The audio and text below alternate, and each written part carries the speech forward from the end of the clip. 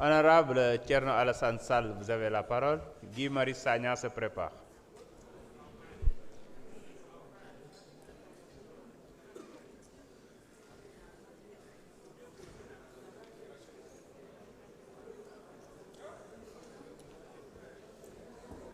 ñoo ngi wax na leer mais Guy Marius Sagna maa ko waroon jiitu moom moo waroon jiitu te ngeen bëgg mu leer di leer di tàmbale ci ay manipuler ay liste intervenants. Monsieur le ministre, chers collègues, ma proposition de loi du 18 février 2025 a provoqué auprès des responsables de PASTEF des réactions en chaîne révélatrices qui ont parfois frisé l'hystérie. Et la preuve, c'est qu'on manipule les listes de prise de parole. D'abord, le burlesque et le ridicule, par une tentative de me dénier le droit de déposer une telle proposition. Ensuite, la manipulation quand un député de la majorité, de surcroît vice-président de l'Assemblée nationale, a osé proclamer à travers les ondes de RFM que 2 propositions de loi avaient été déposées antérieurement à la mienne. Ces manœuvres grossières, n'ayant pas pu convaincre l'opinion publique, le régime PASTEF a opté pour ce qu'il croit être de la ruse bien cousue, mais qui n'est rien d'autre qu'un flagrant coup de force parlementaire. En effet, la majorité a usé de la loi du plus grand nombre pour rejeter ma proposition au prétexte fallacieux d'une aggravation des charges financières.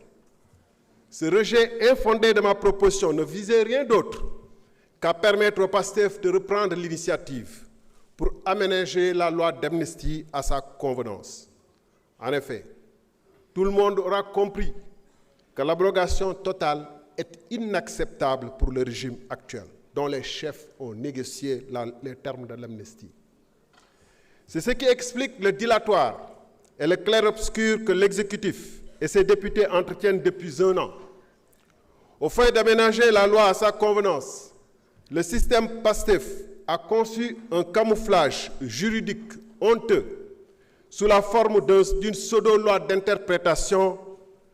comme toute personne dotée de bonne foi peut en attester. Au lieu d'interpréter, cette proposition vise à modifier la loi. Mais on sait bien, depuis mon dernier face-à-face ici, avec le chef de cette majorité, on sait bien que cela n'est pas gênant pour eux de changer l'appellation des choses pour tenter d'en masquer la réalité objective, qui peut revenir en effet sur la qualification des fonds politiques, peut bien appeler du vin, du lait, un chat, un lion, ou encore une loi modificative, une loi interprétative. Mais la première mouture de la proposition de PASTEF, conçue dans la vitesse et la précipitation pour faire oublier la mienne, était si manifestement avortée qu'elle a suscité dans les rangs même de la majorité des diverses tentatives de sauvetage sous forme d'amendement. L'histoire parlementaire du Sénégal retiendra que l'auteur d'une proposition de loi en a admis le caractère nul et non abouti en présentant une seconde version radicalement nouvelle, un contre-projet appelé amendement. Ces manipulations honteuses dans la précipitation, au vu aussi de tous, prouvent que pendant 1 an, PASTEF, ses juristes sans frontières, son gouvernement promettait d'abroger la loi d'amnistie sans jamais avoir commencé à y réfléchir. Chers collègues, la proposition de modification qui nous est soumise est inique et inacceptable, en ce qu'elle invoque, dans son exposé des motifs,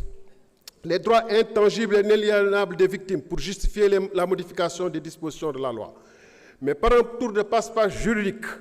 plutôt que de rétablir les droits de l'ensemble des victimes, elle soustrait certaines catégories de criminels qui seraient dans l'exercice d'une liberté publique ou d'un droit démocratique.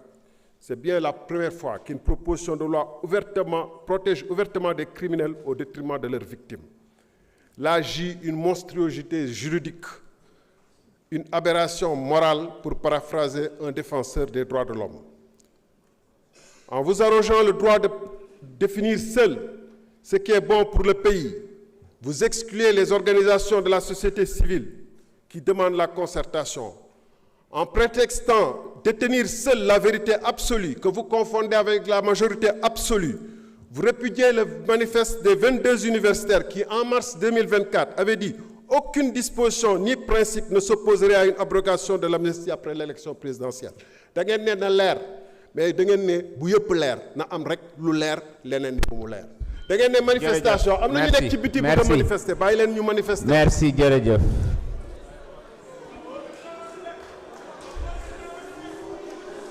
non s'il vous plaît en haut vous continuez comme ça je serai obligé de vous évacuer restez tranquille. Honorable Guy Marius Sagna vous avez la parole. sant yàlla bu baax Fama Ba se prépare.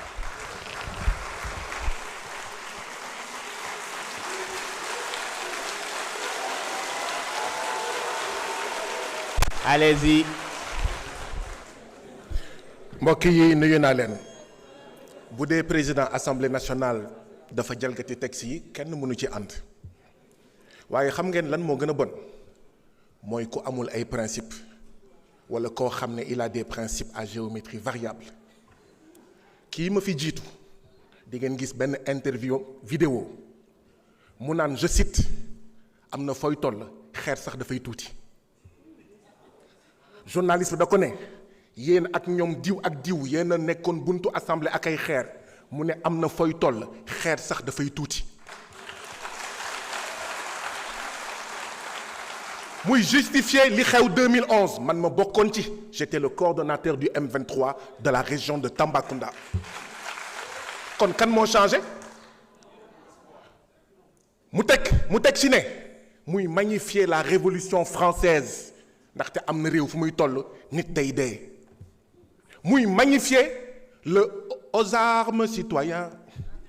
mu koy magnifier naan seen hymne national aux armes citoyens nit da ngay am principe ñun waxuñu woon aux armes citoyens dañoo ne gatsa et on l'assume si c'était à refaire dañ koy defaat si c'était à refaire dañ koy defaat et nous sommes gentils parce que man fii laay toog calmement du ma saaga du ma wax dara ma am pour collègue un député maire d'une commune boo xam ne daf ma agressé à Malicounda la plainte bougéwul ndax cette loi d'amnistie mais je suis calme c'est mon collègue donc lii ñuy wax ci waa Pastef du dëgg bu dee am na dëmm ci yéen la nekk bu dee am na jinne ci yéen la nekk ñu naan on veut casser un cycle mais ci loolu la ñu nekk casser un cycle boo xam ne ku dee yaa perte lañ fiy wax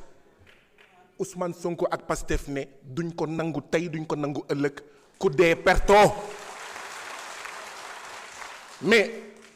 man am na loo xam ne buñ ma si xasee man militant Pastef xasuloo ma dag maa jëy dag maa tagg ma ne